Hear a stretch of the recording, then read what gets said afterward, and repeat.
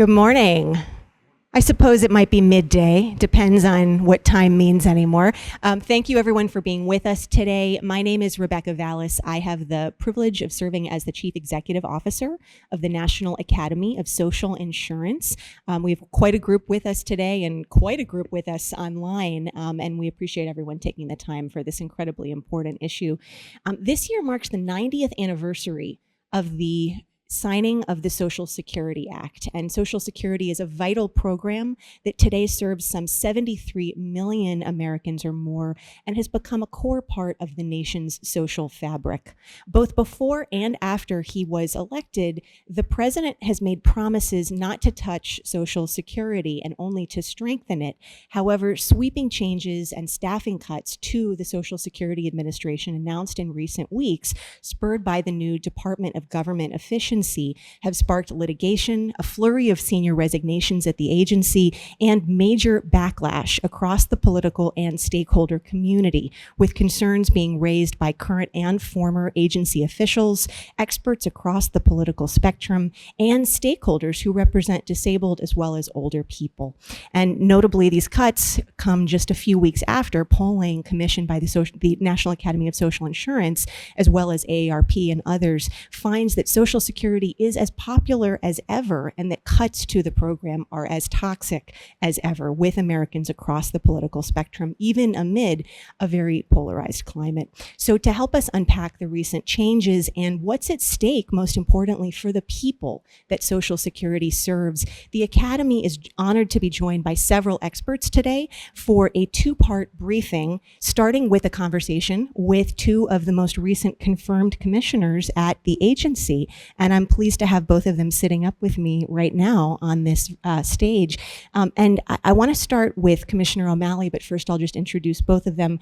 Commissioner Martin O'Malley probably needs little introduction to this audience as the most recent commissioner of the Social Security Administration confirmed to that position, appointed by President Biden, and worked with many folks in this room and online. Thank you so much for being with us today. And Commissioner Michael Astrue had been appointed by President Bush, and I had the pleasure of getting to work with you, sir, back when I was a legal aid lawyer. And many of the folks who are still working on these issues are people that you worked with at the agency back during that period of time.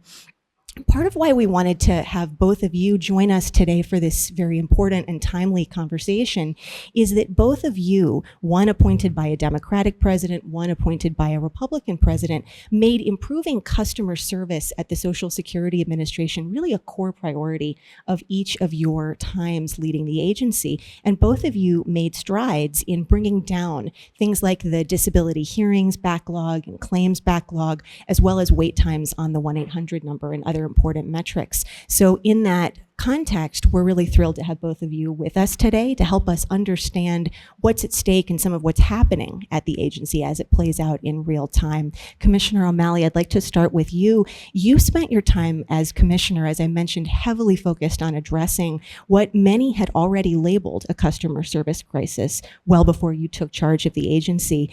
What's your take watching what's been happening at the Social Security Administration in recent weeks? Yeah, it breaks my heart and deeply concerns me because I think most of the actions necessary to cause a total system collapse of Social Security have almost all been taken by now. I really hope I'm wrong, but I believe that most of the actions necessary to create a total system collapse at Social Security have already been taken. All last year as we worked to turn around the customer service crisis. In fact, Michelle King, who I think served under both of it. By the way, it's an honor to be here with you. I told Commissioner Astrue, this is the first time I've ever seen you in 3 dimensions. I've always passed his picture in the hall. We worked all last year to turn around some things that were all going in the wrong direction because over the last 10 years, the staffing at Social Security has been already reduced by annual reductions to staff to a 50-year low, even as us baby boomers swell the ranks to an all-time high. Every single day a new high. You know, remember the old McDonald's signs that would say 1 billion sold? So every day is a new record at Social Security. So we treated as we turned around those customer service metrics that have been going in the wrong direction for 10 years, we thought the fire-breathing dragon at the gate was attrition. People leaving from an agency that had listed itself the worst place to work in the federal government for 3 years in a row prior to last year. So we did everything we could to combat attrition. And we had some success in slowing it. But now for the last 90 days and however long it's been, the people that are in charge at Social Security, the DOGE team so-called, have been doing everything they can to accelerate attrition, paying people to leave right now and paying them for the full year, just to not let the door hit their tail on the way out. No knowledge transfer. And about 40 to 45% of the people in the Office of Benefit Information Systems are retirement eligible. So I think they're going to lose a lot more than 7,000 people. And I do believe that this week is the deadline for either taking the cash or walking the plank into the possibility of being fired the next week. So hopefully we can stop it. Hopefully the public becomes aware. I do think that's ramping up quickly, but whether the democracy can ramp up quickly enough to put the brakes on what's already been put in motion is an open question. I hope I'm wrong. And that's some of what we'll talk about today as well. And Commissioner Astrue, bringing you into this conversation as well. You and I have talked a lot about some of what the commissioner has just been raising. And as a Republican appointed commissioner of the agency who really prioritized, yes, customer service and efficiency, if you wanted to find greater efficiency at the Social Security Administration, is this how you would go about it? And what's your take watching what's been playing out? So there are a lot of opportunities for efficiency in the administration, and it's perfectly appropriate for a president of the United States to say, I want to have more efficiency. We put a lot of emphasis on it in my time, not to reduce the size of the agency, but to try to divert resources basically from operations into hearings so that we could get rid of the backlog that hearings backlog that everybody was screaming about at the time, and that worked. But there's a right way and a wrong way to do it. And you need to find process improvements that will get you to where you need to be. And we did that. And there's a lot of opportunity to do that, particularly now with AI. A lot of the back office functions that are very labor intensive could be improved. There are things you could do in terms of organizing the files for hearings and appeals. We actually tried to do that, and the technology wasn't there yet. So there's lots of constructive things that you could do. And if you wanted to reduce the size of the agency a little bit, as opposed to putting it into other service, you could do that. What's happening now is just wrong.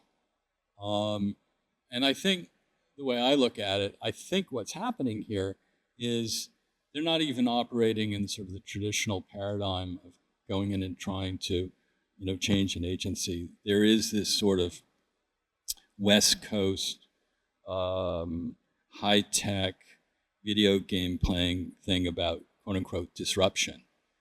And at some level, I admire Musk as a disruptor. You look at what he's done with cars and rockets, and it's amazing. I give him all the credit in the world. And if you're disrupting a field by being the first in, that's one thing. What I'm concerned about now is there's another form of disruption where you go into some place established, level it, and then figure you're going to improvise your way out. And that's exactly what Musk did with Twitter. Much to my own horror, I'm active on Twitter and have been for a long time. And it's much worse than it used to be. And there aren't technology improvements. And even the most recent thing they did, which is put on an AI arm, it's horrible. I mean, and why you would use that rather than go over to ChatGPT, I don't know. So I think he's imported this notion in, and I think it's extremely destructive because it is going to force out not just more employees than the agency can afford, but what happens in these sort of circumstances is a lot of your very best and most valuable are the ones who will leave because they're most in the demand someplace else and are most able to find something attractive to do. And I just saw yesterday, the list of SESers who are leaving, and I was horrified. It was longer than I anticipated, and there were names on that list that were extremely painful for me to see. People who have been real anchors, and often with unique talents.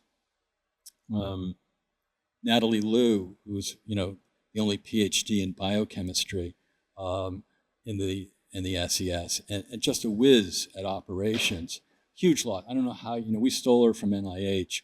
I overruled operations that didn't want to hire people from other agencies into the SES candidate pool.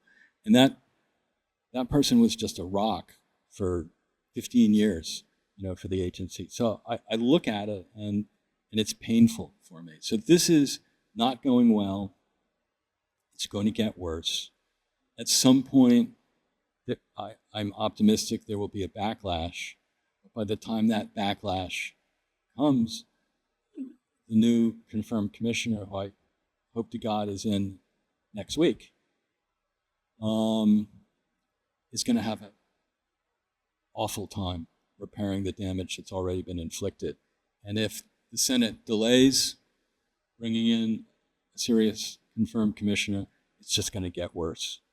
So that's it.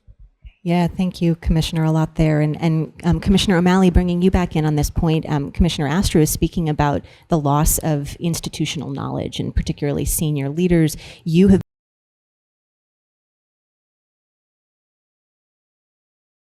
I think you were turning up me when you meant to turn up Astrue. You have been pointing out in recent weeks, including in some of the comments that you've made to press, that a lot of the loss of expertise within the agency is specifically staff who have expertise and experience with the unique computer systems and architecture that keep the systems running that you were speaking about before. I'm curious if you want to speak more to that, and what should we be watching on that front? A lot of the people who are in leadership of these changes are tech people, as Commissioner Astrue is speaking about, but does that mean that they understand Social Security systems? Yeah, I've heard it said again and again that they're tech people, perhaps, and I guess they're, one type of tech person, but they're not the sort of tech people that understand how the architecture, the systemic architecture of this agency has been put together over time. So there is that, that COBOL base and all of our records since the first summer job we've had. But on top of that base, if you think of it like an ancient city, the layers of an ancient city, there's this application for processing these types of claims. There's this application sitting here to calculate properly. There's this one here, and then there's ones over here that make sure that all of the records and the right calculations then go to Treasury to effectuate the benefit payments. I had occasion to watch OBIS, the Office of Benefit Information Systems, where I mentioned before, I think they're 45% retirement eligible. I saw them pull all-nighters for about a week when the COLA went into place. You must have seen this in your time there. And it was amazing. It's not just that these folks understand how to write COBOL code.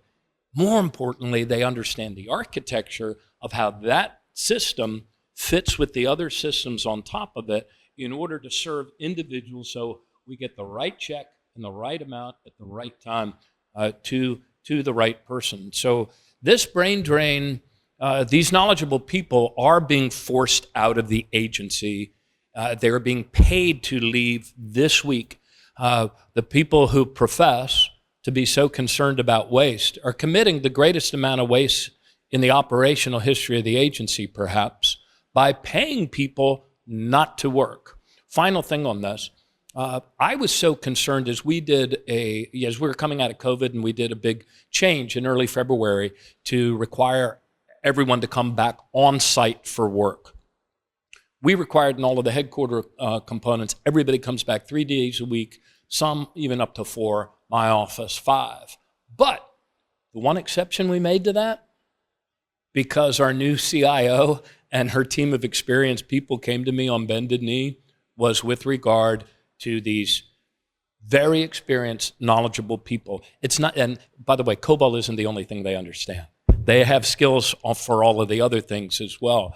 And she said, I'm very concerned that you're going to put the entire system at great risk if they go from 5 to 2 on site. And so I peeled back on that. I didn't want to do it because then I had to go to Congress and everybody said, look. But it is the biggest threat to the agency right now is paying people to leave the agency. And Citizens Last, I've been doing a number of town halls in Florida, and somebody said, well, where are they getting the money from? They're getting it from you. They're getting it from the beneficiaries that paid in to Social Security. They're not only denying you the customer service you need to access your benefits, they're taking the money you put into the system to pay people to leave and not to work and to get rid of the most experienced people. And Commissioner Astrue, speaking of some of the technological concerns that have been raised in recent weeks, a lot of the recent outcry from departing Social Security Administration officials relates to data privacy and data security. And should we be worried about data security and data privacy? As you reminded me recently, there's never been a major breach within Social Security data and systems.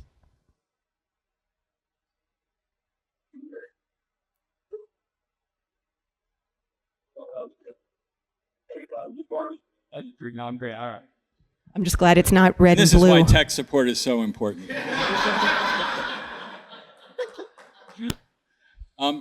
We should be petrified about privacy and theft of the data. And quite frankly, what the acting commissioner has said about what's happening basically is a concession that totally illegal and inappropriate conduct is happening. And Michelle King saw that and did the right thing and put the person who was responsible for it at the time on administrative leave, who's now, unfortunately, the acting commissioner. And this is why it is so important that the Senate Finance Committee have the hearing for President Trump's nominee and move quickly, because we can't put up with this very much longer. And it's a question not only of privacy, and that's important in and of itself, but it's also a question of theft of that data as well. And I need to be a little careful what I say here, but sorry for that. Bad foreign governments are trying to access that data all the time. To the best of my knowledge, they have been consistently thwarted at SSA. They have not been thwarted at other agencies. So, for instance, at the Office of Personnel Management, the Chinese government 3 times accessed all my personal data and financial data that the Office of Personnel Management holds.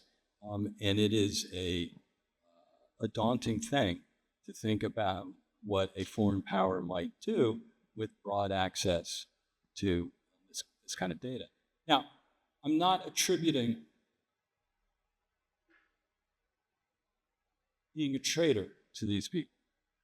I am contributing them being idiots and not really understanding what they're doing, and not understanding that a download of data that they should not be downloading might very well make it accessible to very, very bad actors in a way that can't be fixed. So it is time for this guy to go. He's doesn't have the character. He doesn't have the professional experience. He's behaved.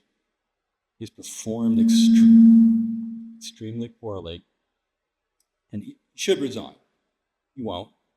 The best that we're going to be able to do is for the Senate to move quickly to get a permanent commissioner, and I think it's important that happen.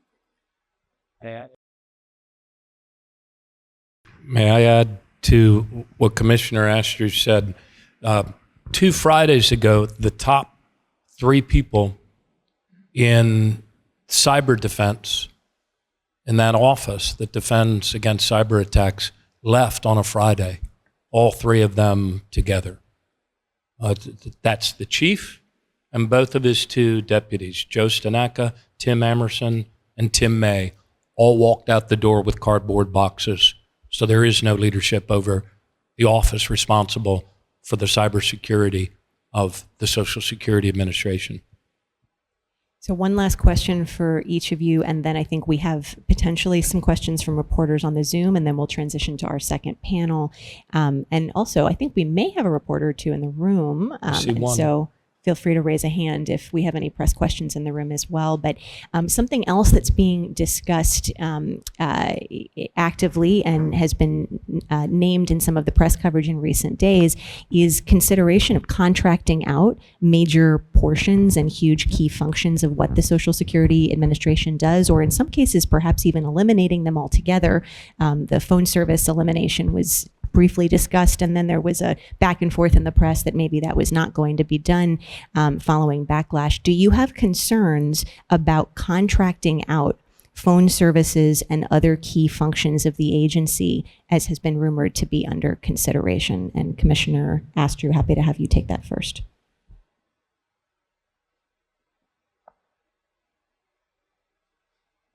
See if I could do that without screwing up the mic. Yes, I do. I mean, I'm not big on contracting out for customer service generally. I was popular as the eccentric holdout in the 90s in the next decade as a corporate type who opposed that, because my feeling was your connection with your customers is one of your best ways of selling. And if you contract out to people that don't even speak the language well, never mind don't understand your product, you're making a mistake. So I have a long bias in that regard. I think at Social Security, the service people on the telephone, I can't conceive how you would contract that out and save, and particularly save any money too. It is a very complicated thing to do. And I've been reminded of this because with all the chaos of the last 3 months, I've gotten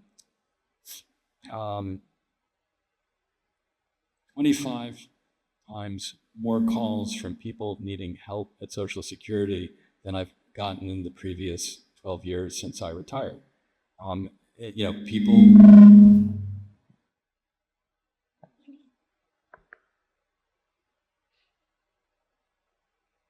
Again, people are desperate, and it's consistent thing already that people are very frustrated with the lack of timely phone service. You contract this out, and again, it's the federal government, so of course you contract out to the lowest bidder. It's like the old joke, going up in the NASA rocket and people thinking, oh yeah, every component here was made by the lowest bidder, and it would be problematic. I mean, it would be ridiculous. You could not get complicated, individualized information to the public in the way they expect. There are other areas, with the agency historically contracted out in a huge way to Lockheed on no-bid contracts for systems, about 4,000 employees, and I stopped that on my watch, and we split that contract up 4 ways. Later 3 ways because one of the contractors didn't really step up.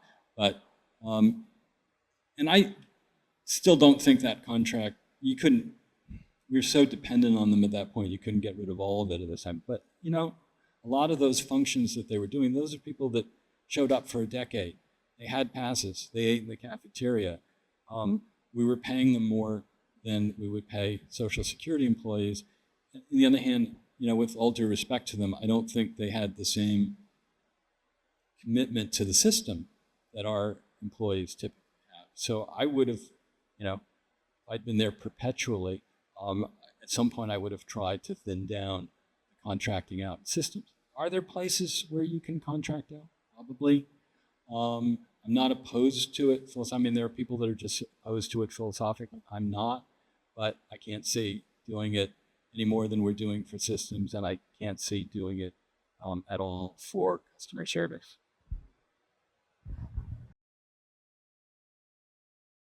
This is what happens when you get some really energetic people up here. You guys set off the mics. I just turned on I spent probably half my waking hours my first month at Social Security sitting next to people doing their jobs and watching them how they do it. You probably did the same thing to get to know the agency. Well, I was coming back. Okay, so you had been there before. I had done that before, and I did. I'm sorry.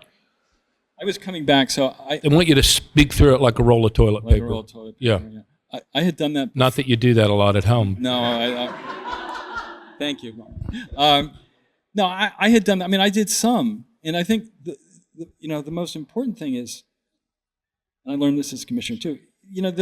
With all the best of intentions, the most senior people tell you what they want you to know, and that's often not the full picture. So one of the things I did, much to the irritation of the Deputy Commissioner of Operations, is one day about 11 o'clock in the morning, I had cleared out my schedule, and I told my secretary, I'm out for the rest of the day. I didn't tell her where I was going. And I went to what was then the Field operations, office no, house. the operations facility in downtown Baltimore, which now we've moved to the headquarters. And it's, it was a bit of a Kafkaesque experience.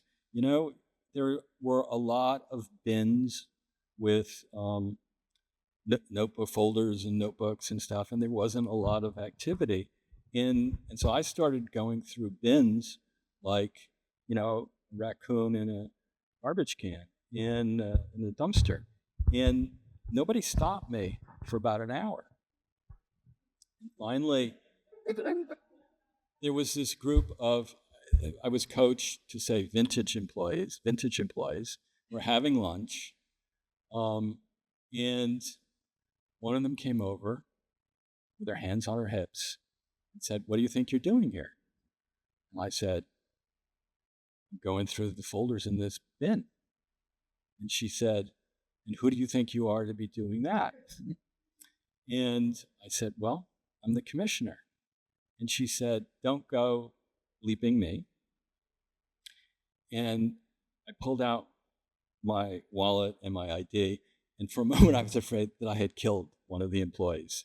But then I told her she had done the right thing, that nobody had stopped, and nobody knew what to do with a lot of these folders and stuff. So there was a lot of opportunity for doing stuff in the back office that, again, particularly with AI techniques, you can make enormous improvements in the office in the agency without doing this sort of meat axe kind of approach.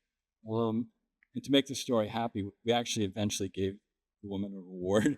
We have these $100 awards for protecting privacy, and they did call me very gingerly to ask me if I would be offended if we gave her an award. And it turned out she got up in front of a group of people and said it was the greatest moment in her 47 years in the Social Security Administration. So there's a lot that you can learn by going out and seeing what's really happening, and particularly in downtown Baltimore and Wilkes-Barre and Birmingham and places like that.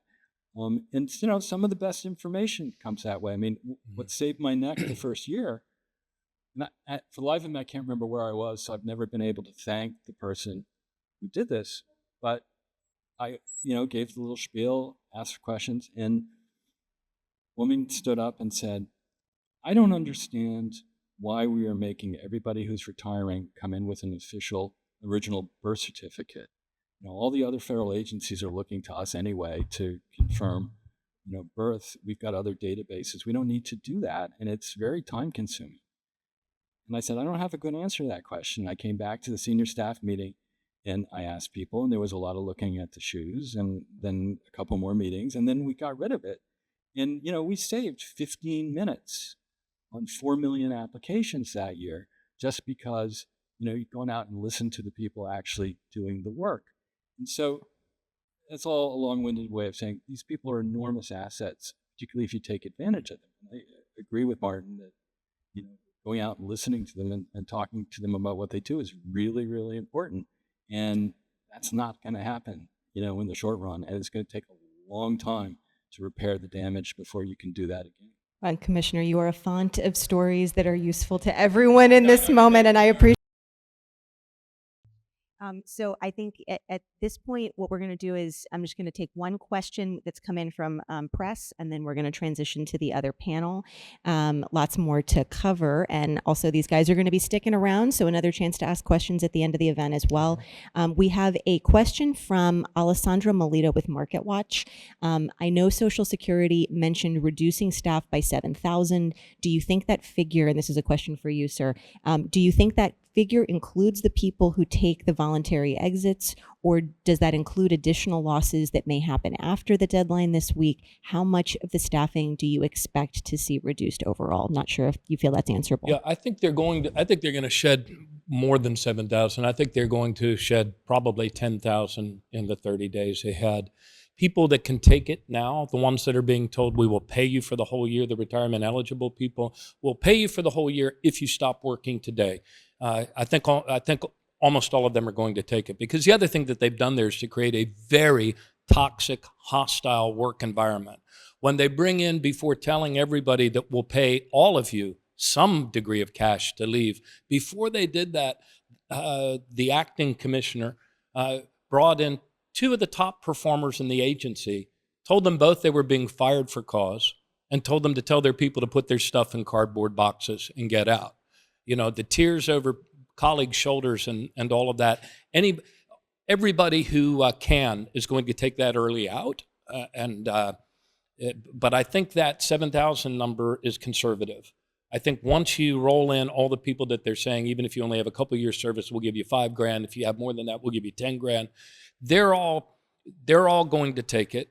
My guess is everybody's looking for another job, and some people that are real close to retirement are going to hope against hope that the angel of death might pass over their cubicle and hold on, but they're going to be terrified that they too are going to be fired. Everything about what the acting commissioner and the DOGE team are doing is communicating to people that if you don't take the cash, get out now.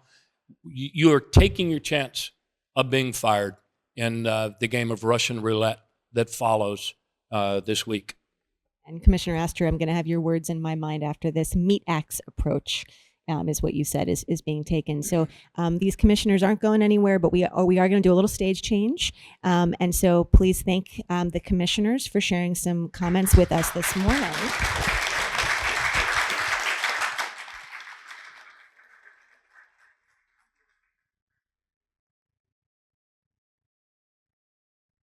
And I'll invite our second panel to come on up.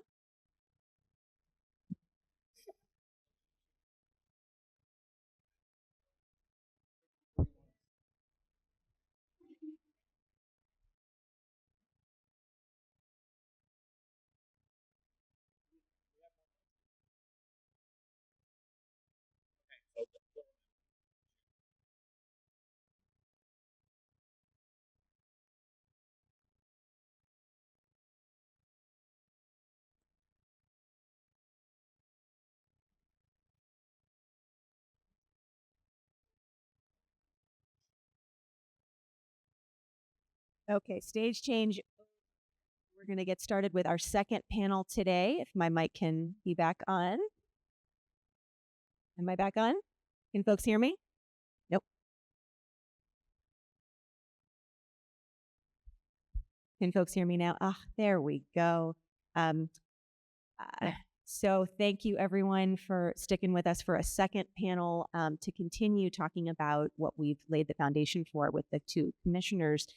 And so we have several Academy members here with us who are really some of the nation's leading experts, paying attention to the hour by hour of what's been happening so that you don't have to, as well as, most importantly, really what's at stake for the people that this agency serves, particularly people with disabilities and older adults. And so I'm thrilled to be joined by Kathleen Romig, who is the Director of Social Security and Disability Policy at the Center on Budget and Policy Priorities. She's also a former two-time Social Security Administration official, including very recently, just in the past several several months.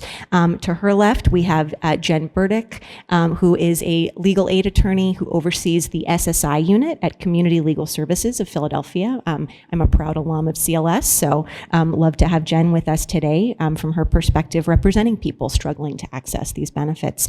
And then to Jen's left, we have Joel Eskovitz, who is the Senior Director of Social Security and Savings Policy at the AARP Public Policy Institute. AARP has been hearing a lot from their members about what's going on now. So thrilled to have AARP with us today. And then last but certainly not least, we have Jason Fichtner, who is an Academy Senior Fellow who wears many hats and who is a former Deputy Commissioner at the Social Security Administration working with Commissioner Astrue. So thanks to you all for being with us to go a little bit deeper into some of what the commissioners were speaking to just now. And so the first question I'm going to throw to the panel, and Kathleen, I'm going to open it up to you first. Really want to do a deep dive here on what the potential impact of the recent staffing cuts and changes might be on customer service in particular and access to benefits. I'll reemphasize the president has said that Social Security won't be touched. It will only be strengthened. Is that what we can expect these changes to do? Kathleen, you've worked on these programs for a long time, so get us started with that question. Sure, thanks.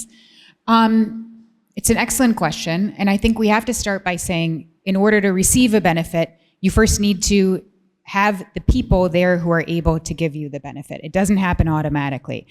For Social Security, you have to, and for SSI as well, another really important program that the Social Security Administration runs, you have to apply for the benefit. Somebody has to verify that you're eligible for the benefit. Somebody has to pay the benefit. And so if we are decimating the staff, and as Commissioner O'Malley so eloquently said, if we, the taxpayers, are paying people not to do those jobs, people are going to struggle to access the Social Security benefits that they have earned. It's that simple. You need the people to get the earned benefits. And what's happening with the staff losses at SSA, the staff cuts at SSA, is that they are so far indiscriminate. The first step of the 7,000 staff cuts that the administration is making is being done on a quote unquote voluntary basis. Again, as Commissioner O'Malley said very eloquently, it's not really voluntary when you're working in a toxic work environment and it's been communicated very clearly that you're at high risk of being fired when the voluntary period ends. But this so-called voluntary phase of the staff cuts is open to all employees. It is open to employees in every job. It is open to people who work in the field offices. It's open to people who answer the 800 number. It's open to those critical staff who keep our data secure and who keep the systems up and running. I am very, very concerned that we are losing 7,000 and perhaps more of those people, and there is no way that you can lose that many people without having a significant impact on service and specifically on people's access to benefits. Thank you so much, Kathleen. And Joel, I'm going to head over to you next because AARP has already been paying attention to the customer service situation at Social Security for some time. In fact, you all held events last year with a range of experts talking about these issues. What's at stake for older adults? What are you hearing from your members? Well, we're hearing a lot from our members in the first 12 hours alone when we did an outreach for members to reach out to their members of Congress. We had hundreds of thousands of members that contacted their members of Congress. I think what we're hearing a lot is confusion and concern. I think people don't have a lot of clarity about what is happening with their benefits, with the ability to reach somebody to answer questions, both on the phone but also in field offices.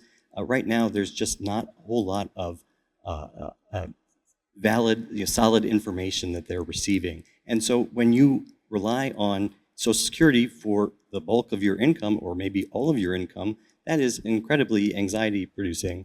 The survey that we did with NACI and the National Institute of Retirement Security and the Chamber of Commerce last year, only 1% of the people said that without their benefits, their monthly income would be unaffected. So basically, everyone out there is impacted by any kind of reduction or change to their benefits. And I think people are rightly concerned about that. And we're getting calls a fair number of calls, and we're encouraging our members to reach out to their representatives in Congress. Yeah, and Jen, a similar question to you. We really have a range of people up on this stage today talking from a variety of different perspectives within the Social Security community. You particularly represent people with disabilities who are struggling to access Social Security's disability programs. What are the implications of these cuts from the disability perspective and specifically people's ability to access benefits? Thanks for that question, Rebecca. I think it's pretty serious, right? The Social Security Administration, as Kathleen said, has a number of programs. The one I work on and I represent people in all the time is people trying to seek disability benefits, which is already a really, really challenging process. For example, there's a huge backlog that's already pre-existed. It takes almost 8 months, or did as of December, which was an improvement, thanks to Commissioner O'Malley, who did make some improvements there, to get an answer. We expect that backlog is going to get way, way longer, right? One of the many actions that happened in the last few weeks is they've stopped allowing hiring or overtime in the disability determination services, which is and I understand this is a little weedy, but is the component that does the initial adjudication for people seeking disability benefits. That's a huge problem. This is an area where there's been lots of reporting that there's a lot of not only attrition, but it's hard to hire people to these jobs. And so by having a hiring freeze there, that's really problematic, but also taking away overtime means that there's literally nothing in the tool belt left at this point. So I'm very concerned about that. But when you're really just thinking about access, like I represent a lot of people and families with intellectual disabilities, with behavioral health disabilities, with physical disabilities that rely on accessing Social Security, sometimes through the website, but more often through the field office, particularly because some of these programs aren't inaccessible on the website. Social Security's website only covers about 25% of their programs. And just a story from this week, one of my former clients contacted me. I'd helped her get disability benefits. She has pretty significant intellectual disabilities, and she moved to New Jersey. I work in Philadelphia. So we had talked a lot after she got her benefits about how she should interact with the agency. She went to the field office. They said, nope, you can't come in for an issue like this. You need an appointment. And by the way, be prepared to call early to try to make that appointment. So she and her caregiver, she's an adult, but she is a kind of a supportive person in her life, called me. On Monday, they spent 6 hours on hold. On Tuesday, they spent 5 hours on hold. On Wednesday, she spent 3 hours on hold, and then her caregiver spent 3 hours on hold. And they never got through to make the appointment so that she could just report that she had moved from Pennsylvania to New Jersey, at which point, even though I no longer represent her, I said I can write a letter and I can fax it in, because by the way, that's how you have to tell Social Security about things. You have to use fax machines. So as far as access, if my former client can't even tell Social Security that she's moved to a new state and that's where she needs to receive her benefits, how are people going to tell Social Security that, oh, you sent me an overpayment notice, but it's wrong? Like, I need to talk to someone about why it's wrong and give you the financial documents. Or if I need help filling out the appeal paperwork, I'm deeply concerned. And obviously for people I represent, I will be able to help them. But there aren't enough representatives out there. There's going to be I believe it's going to be very hard for a lot of people to access the system. And the one other thing I will say is some of these benefits, how much you get is based on when Social Security processes this claim. So these kind of delays means that people's benefits will be cut. And I think so it's not just a delay, it's not just inconvenient. This will actually eliminate benefits for some people. So there's a financial harm here that I think is really concerning. A lot in there and a lot we can come back to as well. So Jason, heading over to you, we've been hearing from conservative former agency officials as yourself. You worked under Commissioner Astrue. Do I have mic? Can I be heard? Trying again. Thank you. All right, Jason, I'll say that again. Jason, over to you. We've been hearing a lot from conservative former agency officials as well, such as yourself. You worked with Commissioner Astrue. We've also heard from Andrew Biggs and others. Talk a little bit about whether you view this as a partisan issue, and also any concerns or observations you want to add to this first round of thoughts. So thank you for hosting this and for the previous commissioners for being up here today, both Commissioner Astrue and O'Malley. I think what's important to realize is this is not a partisan issue. It's a bipartisan issue. And if you are one who's concerned about efficiency and fraud and abuse, we all should be concerned about that. But when you think about what is going on in the agency now, if you were doing any sort of actions to reduce staff, make things more efficient, you would have a strategic plan. You'd have a business plan. You'd have a plan. You'd have something.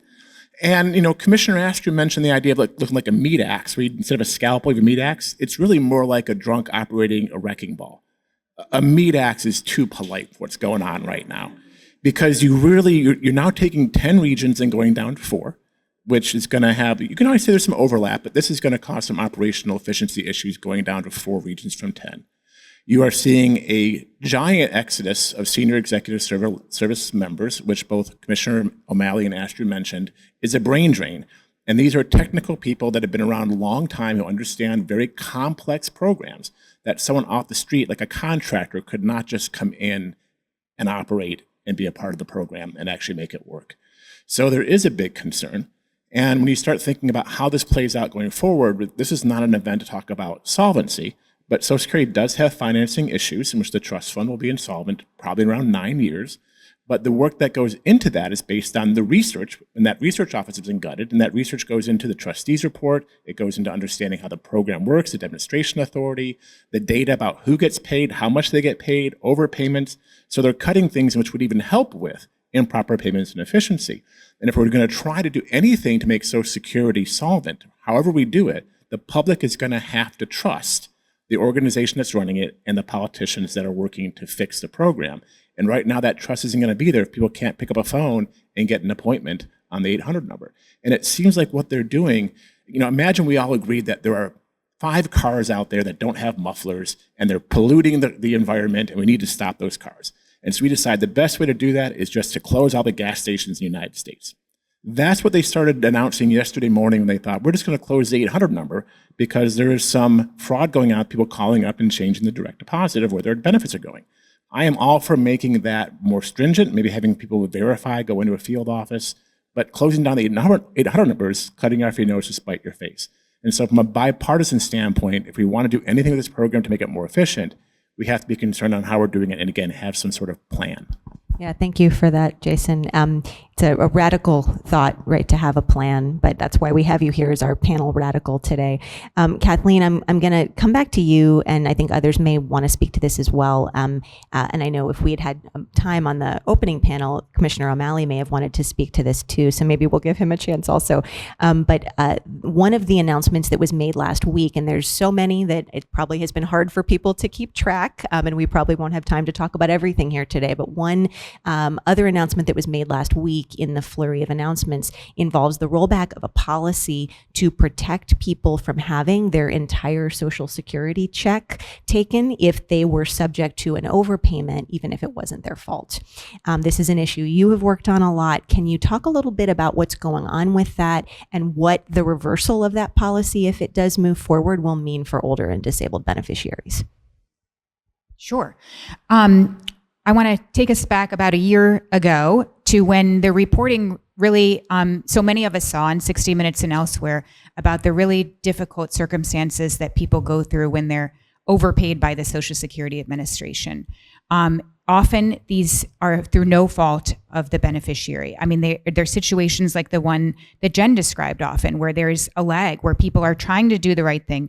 They're trying to be honest about their circumstances, and perhaps they can't get through. Perhaps they tell the agency, what they need to know, and it takes a while to process. And so they end up with being paid too much in their Social Security check or their SSI check, and then they owe that money back to the government.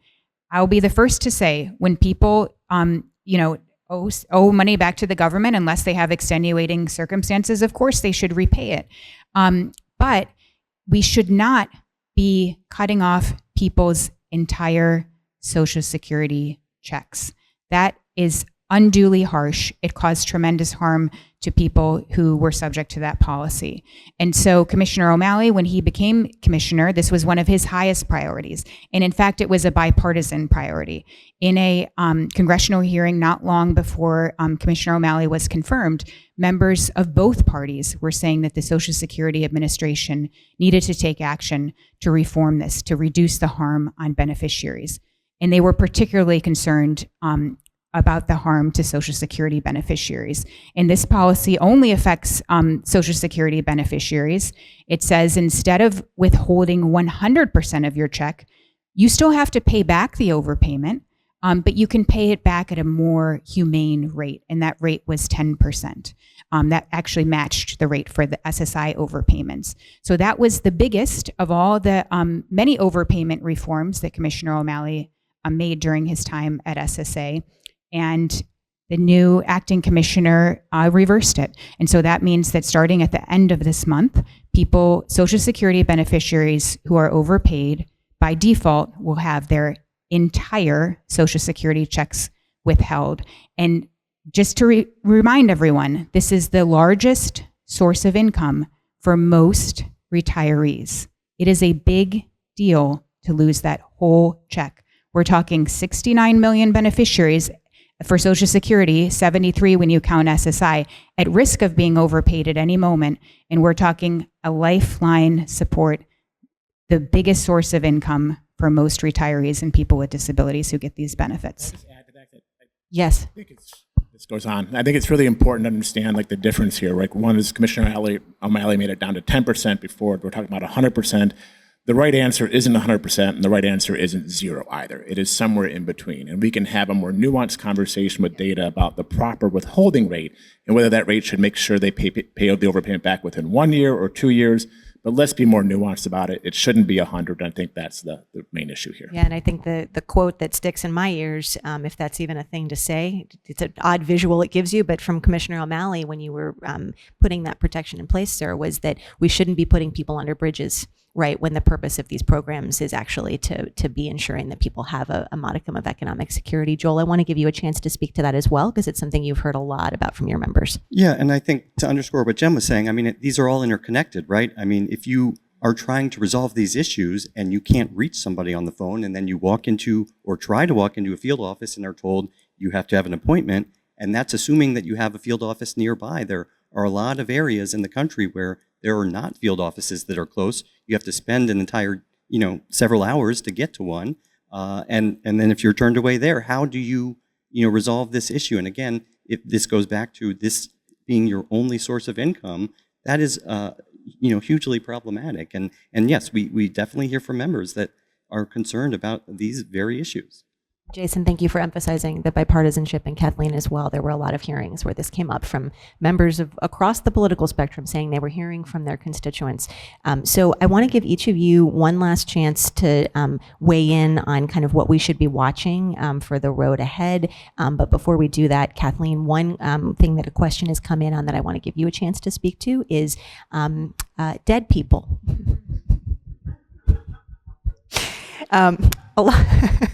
A lot of claims have been made in recent weeks about benefits wrongfully being issued to dead people.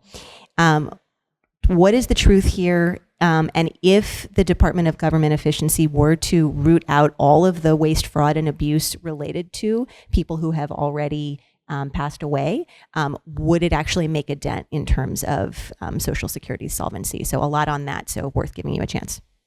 Where to begin on this one? First of all, it was just a wildly ridiculous claim. It has been widely debunked in the media and elsewhere. It was never true. But second of all, I think it's really emblematic of how dangerous it is that these people have access to SSA's systems. They misread SSA's data so badly that they looked at a file that has everybody's Social Security number in it. It has nothing to do with benefits. And they extrapolated wild lies about it. And that is really important because it shows the danger of these people being able to use our data without even having the remotest idea of what it means. And so that's really scary. And it also shows that even after being corrected by the acting commissioner himself, all over the press, they double down and triple down on these claims. That's really scary, and it makes me wonder where they're going with all of this. It makes me scared about where they're going with all of this. And as far as the protections against paying dead people, there are so many. It's starting with the first line of defense is electronic death reporting. So when a family experiences a death in the family, they report the death to the funeral home typically, and the funeral home reports it to the state. The state electronically, automatically, and very quickly, within days, shares that information with the Social Security Administration.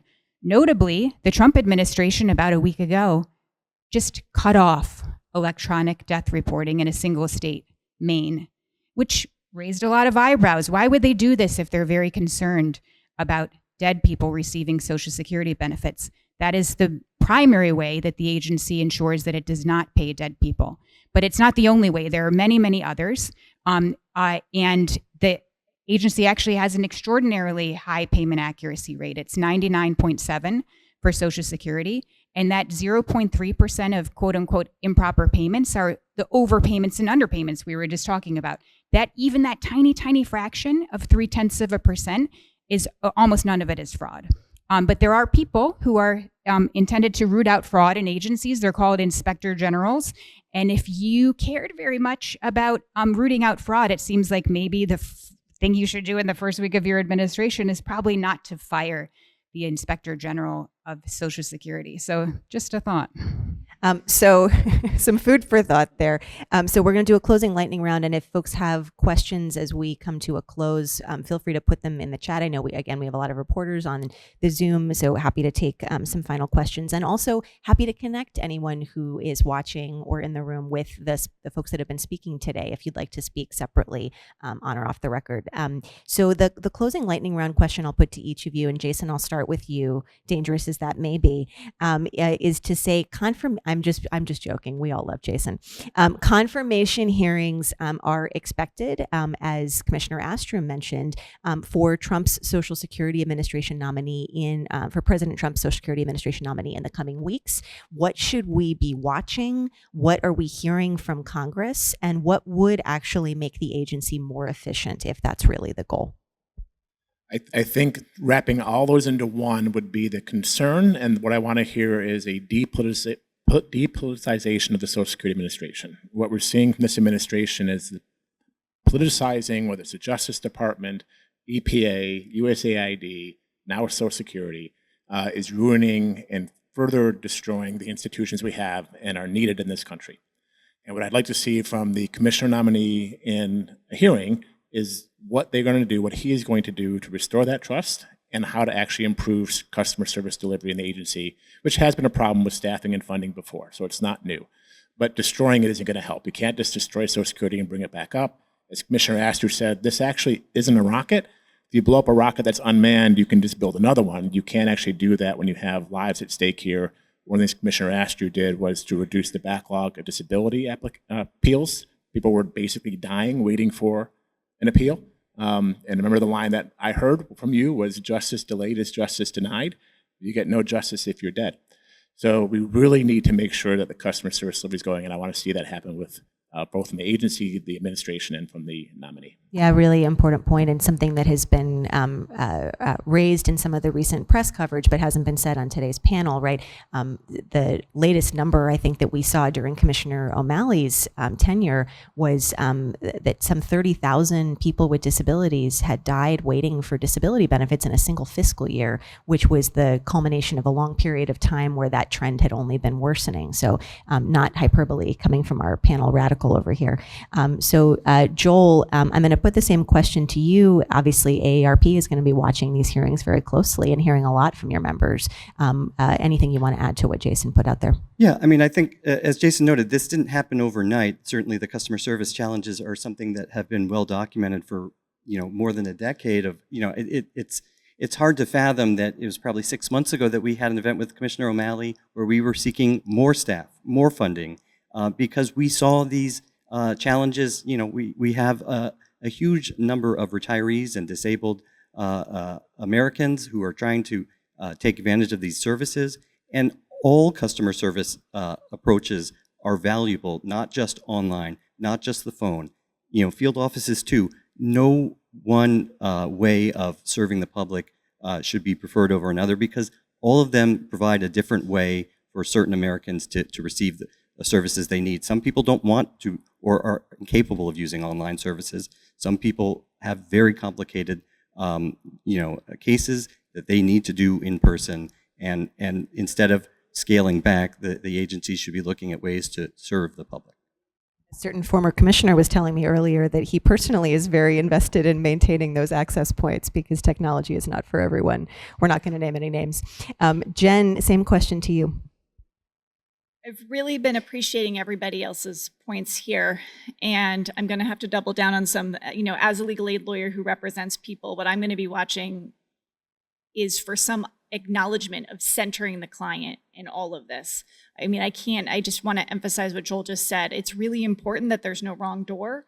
I am all for efficiencies in improving the website and making more things accessible to more people.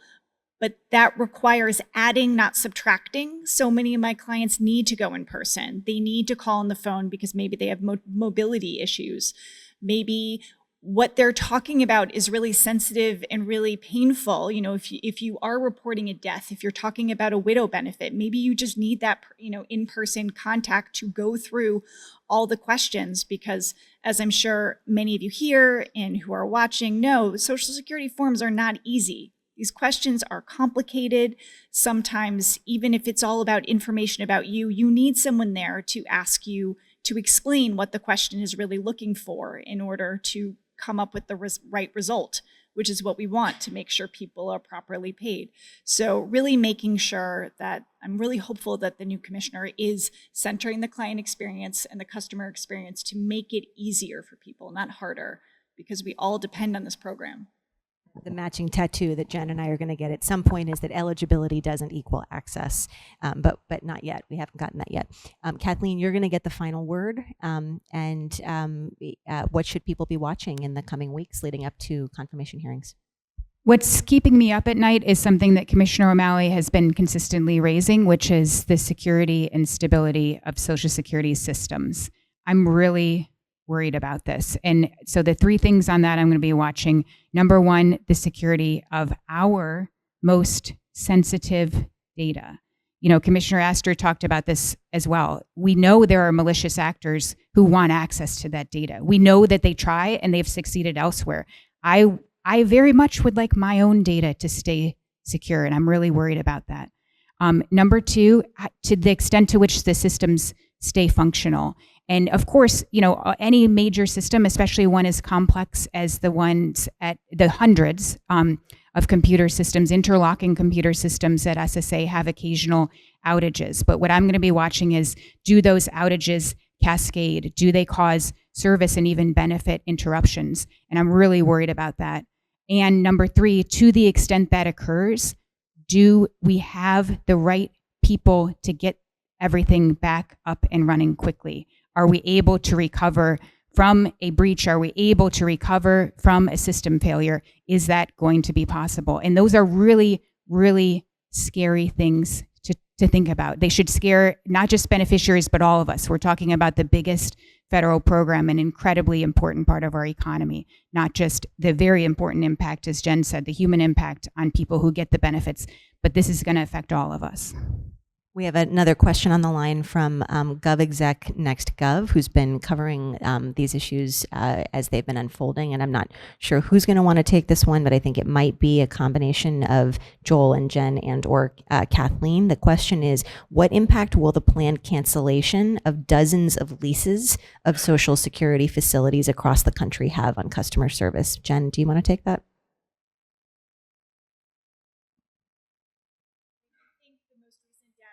That there are 47 potential field offices on that list, in addition to, I can't remember who mentioned the regional offices before. What? All of the regional offices. All of this, I think. I did notice the entire campus at Woodlawn as well. That was a questionable one. I think this is going to have substantial impact. The regional offices are super important because although those are not typically completely customer facing, that's where all the fixers are. Like when you have a really intractable problem, which I think many people in here have been in circumstances where there's a really intractable problem, those are the fixers. But for field offices, in a lot of areas, people already drive 1 or 2 hours to go to their field office in order to access these services. If there are fewer field offices, how far are people going to have to go to talk to someone about their Social Security benefits? Particularly since, I mean, one thing we were talking about, some things are available online, some things are available other ways. As I said, only 25% of Social Security services are available online, and a lot of things that you need to do for Social Security require wet signatures, which many of them in the last year have been removed, which is really, really great. But there are reasons why people have to go to the office. They have to bring personal documents. So I think this will have a substantial impact. Commissioner O'Malley, is there anything you want to add to that? Okay. This is why we had them stick around for the additional Q&A. So any other questions in the room that folks want to weigh in with?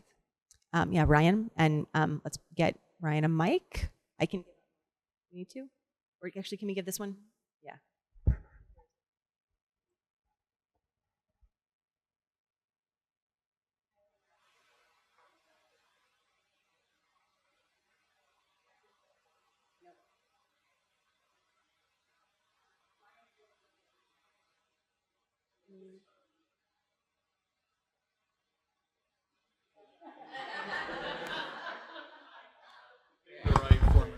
Thank you. Okay. Oh, wow. That's a big difference. Wow. Whole new person here.